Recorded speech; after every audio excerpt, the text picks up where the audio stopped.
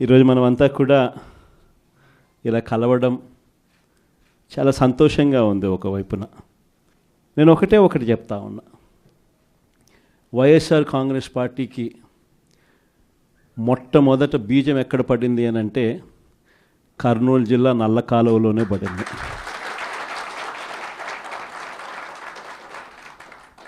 ఆ రోజు కూడా కేవలం ఒక మాట ఇచ్చినాం. ఆ మాట కోసం ఎందాకైనా కూడా పోయిన పరిస్థితుల మధ్య వైఎస్ఆర్ కాంగ్రెస్ పార్టీ ఆవిర్భవించడం, వైఎస్ఆర్ కాంగ్రెస్ పార్టీ ఈరోజు ఒక బలమైన పార్టీగా ఈరోజు రాష్ట్ర చరిత్రలో ఉండడం, దానికి బీజం కర్నూలు నుంచే పడింది. ఆ రోజు నుంచి నాతోనే అడుగులు వేశారు చాలామంది.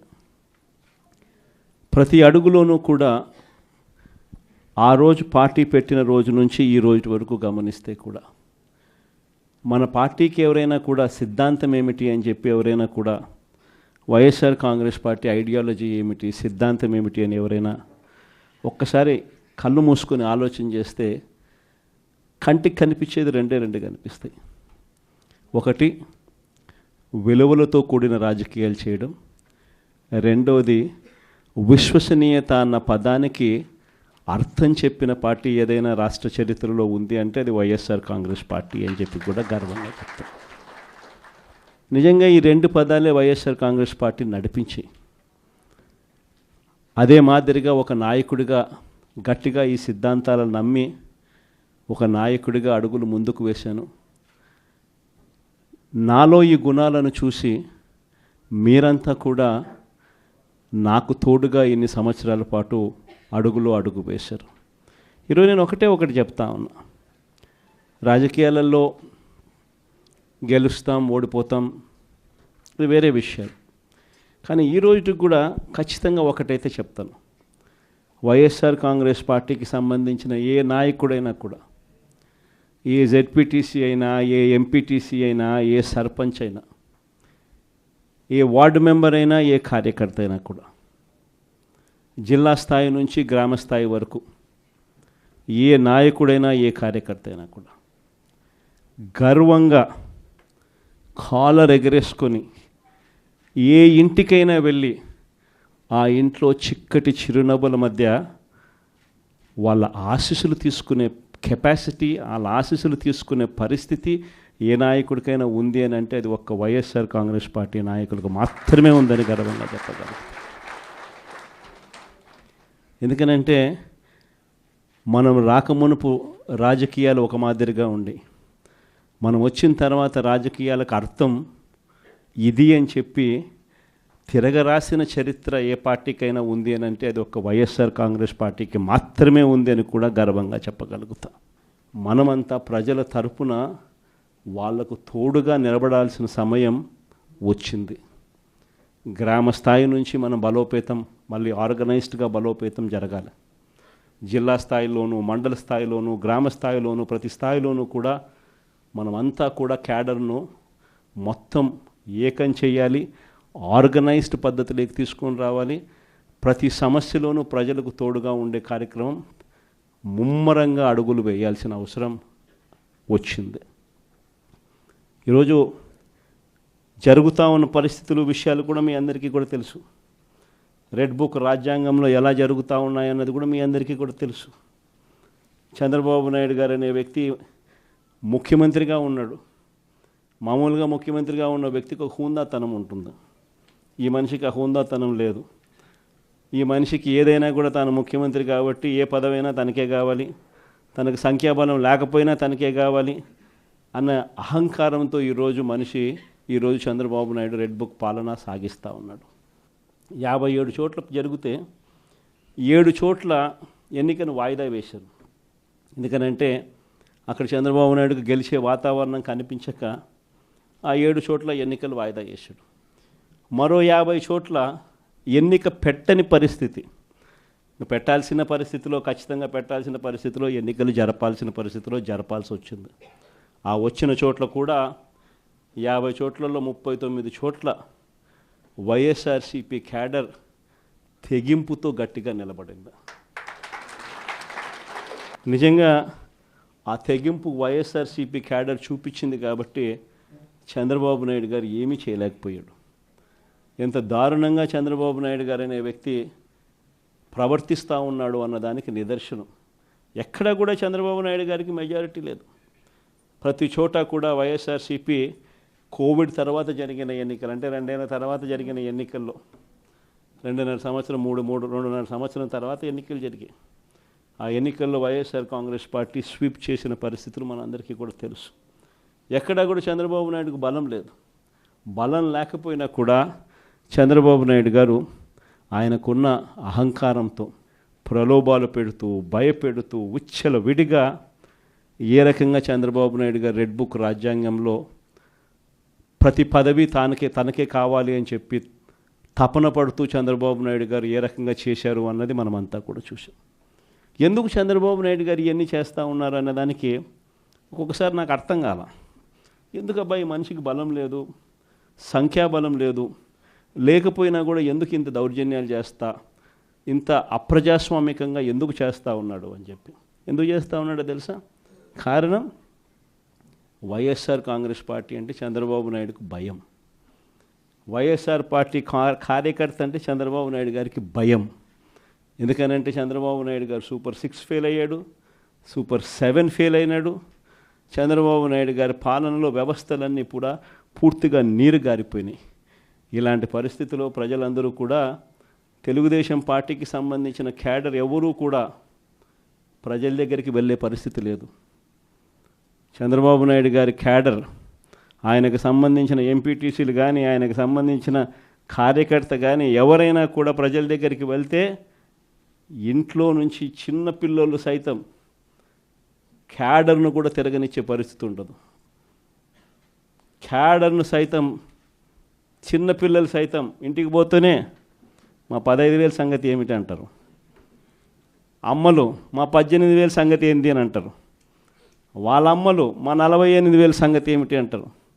ఇంట్లో రైతన్నలు మా 26,000 సంగతి ఏమిటి అని, ఉద్యోగం ఎతికే పిల్లలు మా 36,000 సంగతి ఏమిటి అని చెప్పి ఇలా ప్రతి ఒక్కరూ ఇంట్లో ప్రశ్నిస్తారని కనీసం క్యాడరు కనీసం ఇండ్లకు కూడా పోని పరిస్థితిలో చంద్రబాబు నాయుడు గారి పార్టీ ఈరోజు పరిపాలన సాగిస్తూ ఉంది.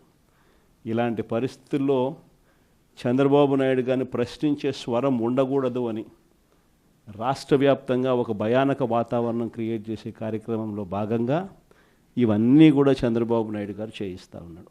ప్రజాస్వామ్యంలో ఎప్పుడూ కూడా మనుషులకు మంచి చేయాలి, మనుషులకు మంచి చేసి వాళ్ళ గుండెల్లో స్థానం సంపాదించుకొని, వాళ్ళ మనసుల్లో స్థానం సంపాదించుకొని ఒక నాయకుడు అనేవాడు పాలన చేయాలి.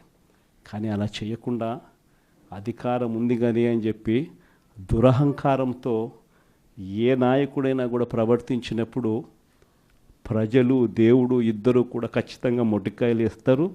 ఆ మొట్టికాయలు ఎంత దారుణంగా ఉంటాయి అని అంటే చంద్రబాబు నాయుడు గారికి నెక్స్ట్ ఎలక్షన్లకు వచ్చేసరికి సింగిల్ డిజిట్స్ కూడా రాని పరిస్థితులకి ఆయన పడిపోతాడు. కాబట్టి ప్రతి ఒక్కరం నేను ఒకటే అడుగుతా ఉన్నా, అందరం ఐక్యంగా ఉందాం. మొన్న కూడా చూసాం, చంద్రబాబు నాయుడు గారు భయపడిచ్చే ప్రయత్నాలు ఎక్కువ చేస్తాడు. మొన్న రామగిరిలో మనం అంతా చూసాం ఏం జరిగిందో. రామగిరి మండలంలో 10 ఎంపీటీసీలు ఉంటే 9 వైఎస్ఆర్సీపీ 9 గెలిచింది. కేవలం తెలుగుదేశం పార్టీ 1 మాత్రమే గెలిచిన పరిస్థితుల మధ్య రామగిరిలో ఉప ఎన్నిక జరిగింది. మరి 9 గెలిచిన వైఎస్ఆర్సీపీ గెలుస్తుందా? కేవలం 1 గెలిచిన తెలుగుదేశం పార్టీ గెలుస్తుందా? ఎవరికైనా అర్థమవుతుంది 9 గెలిచిన వైఎస్ఆర్సీపీనే ఆ ఉప ఎన్నికల్లో గెలుస్తుంది అని. కానీ ఆ ఎన్నికల్లో ఆ రిజల్ట్ను తారుమారు చేసేందుకు ఏకంగా పోలీస్ ప్రొటెక్షన్తో ఎంపీటీసీలు ప్రయాణం చేయాల్సి వచ్చింది. మా ప్రాణాలకు ముప్పు ఉంది, మాకు భద్రత కల్పించని కోర్టుకు పోతే కోర్టు పోలీసు భద్రతతో వారిని ఎలక్షన్ హాల్లోకి తీసుకొని పోమని చెప్తే ఈ పోలీసులు ఎంత అన్యాయంగా తయారయ్యారంటే పోలీసులే ఈ ఎంపీటీసీలను బెదిరించే కార్యక్రమాలు సాక్షాత్తు పోలీసులే చేపట్టారు. రామగిరికి సంబంధించిన అదే మండలానికి సంబంధించిన ఎస్ఐ వీళ్ళ వెహికల్లో ఎక్కుతాడు. ఎక్కి ఈ ప్రతి ఎంపీటీసీలతోనూ వీడియో కాల్తో ఆ పక్క ఎమ్మెల్యేతోనూ ఎమ్మెల్యే కొడుకుతోనూ మాట్లాడిస్తారు. వాళ్ళు భయపడిస్తారు. మీ ఇంట్లో మీ అమ్మ మీ నాయన ఇంటికి రావాలంటే ఖచ్చితంగా ఎంపీటీసీ ఎలక్షన్లలో వాళ్లకు అనుకూలంగా ఓటేస్తేనే జరుగుతుందని బెదిరిస్తారు. అయినా కూడా మన ఎంపీటీసీలు ఎక్కడా కూడా తలగ్గకపోయేసరికి ఎలక్షన్ టైం దాటిపోయేదాకా వాళ్ళని తిప్పుతూ ఎంపీడీఓ కార్యాలయానికి తీసుకొని పోకుండా కోరం లేదని ఎన్నిక వాయిదా. తర్వాత వాళ్ళందరినీ పెనుగొండకు తీసుకుపోయారు. అక్కడికి తీసుకొని పోయి అక్కడ వాళ్ళందరినీ బైండ్ ఓవర్ చేసే కార్యక్రమం వీళ్ళు చేస్తారు. ఏమయ్యా ఈ అన్యాయం అని చెప్పి మన పార్టీ జిల్లా అధ్యక్షురాలు ఉషమ్మ గట్టిది స్టీల్ లేడీ అని చెప్పాలి. ఆవిడతో పాటు కంటెస్ట్ చేసిన ఎమ్మెల్యే ఇద్దరు పోయి మా ఎంపీటీసీలు మీరు ఎలా నిర్బంధిస్తారని చెప్పి పెనుగొండలో ఆమె ధర్నా చేస్తే, ధర్నా చేసినందుకు వీళ్ళ మీద కేసులు. వీళ్ళు మా పార్టీకి సంబంధించిన మా ఎంపీటీసీలకు తోడుగా నిలబడేదానికి వీళ్ళు పోతే వీళ్ళ మీద కేసులు పెట్టి అరాచకం సృష్టించే కార్యక్రమం ఇద్దరితో ఆగల.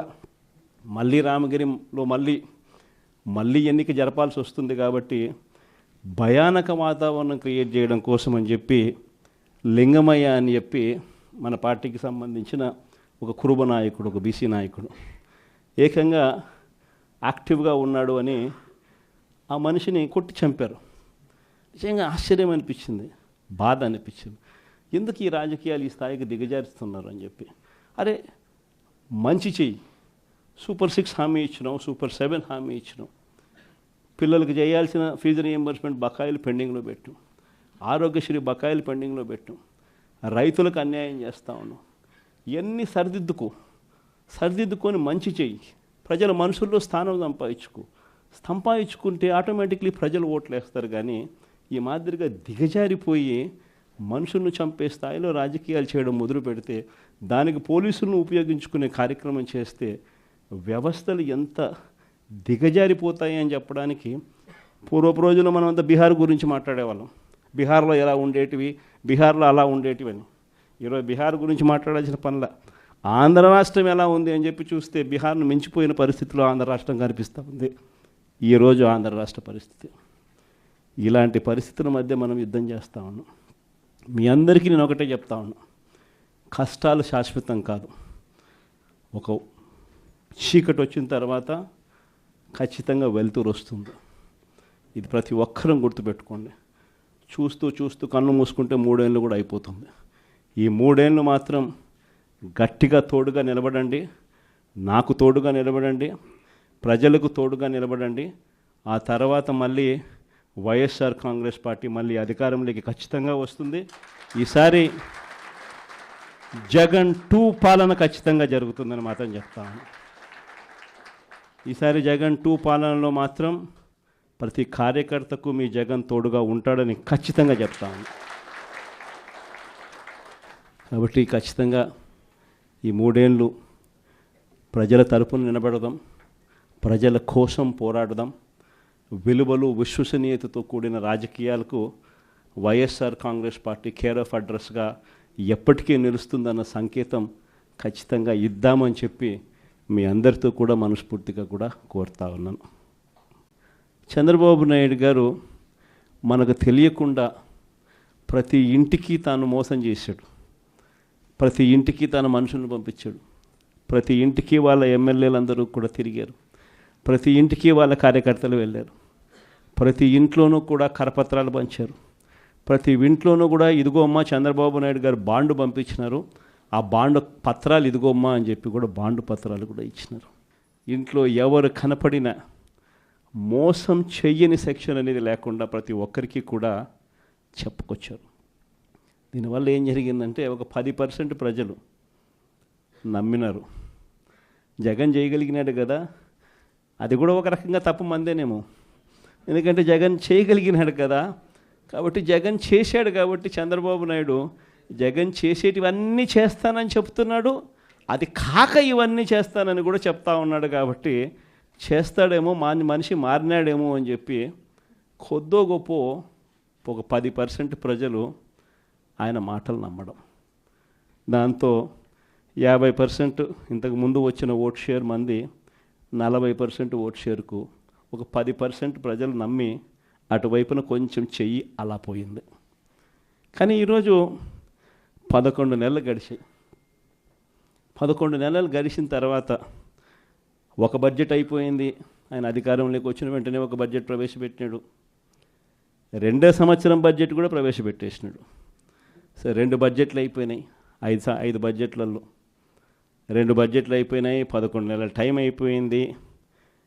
ఈ 11 నెలల కాలంలో ప్రజలంతా కూడా అదిగో చంద్రబాబు నాయుడు చేస్తాడు, ఇదిగో చంద్రబాబు నాయుడు చేస్తాడు అని చెప్పి ప్రతి ఒక్కరూ ఎదురు చూస్తూ వచ్చారు. ఇంతవరకు పరిస్థితి చూస్తే ఏమంటాడు ఇప్పుడు ఏమంటా ఉన్నాడు?